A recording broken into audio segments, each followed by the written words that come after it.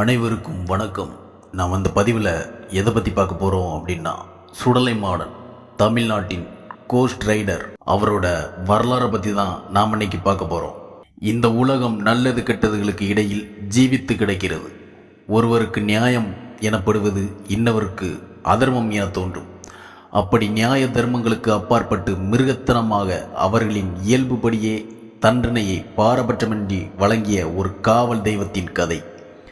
சிவபெருமானுக்கும் பார்வதி தேவிக்கும் விநாயகர் முருகர் என்று 2 குழந்தைகள் கொண்ட ஒரு குடும்ப அமைப்பை தான் வைதீக மத குறிப்புகள் நமக்கு சொல்கின்றன. ஆனால் கிராமப்புறங்களில் சிவபெருமானுக்கும் பார்வதி தேவிக்கும் 3வது ஒரு குழந்தை உண்டு.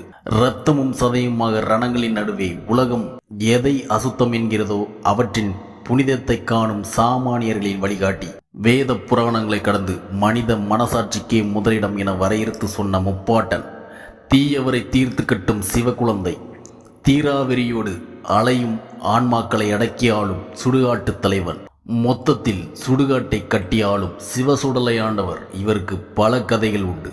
அதில் ஒரு கதைதான் இது. 2வது பதிவில் பார்வதி தேவியின் சோதனை செயலை பற்றி நம்ம பார்க்கலாம். சுடலை மாடனோட வரலாறை அடுத்த பதிவில் நான் பதிவு செய்கிறேன்.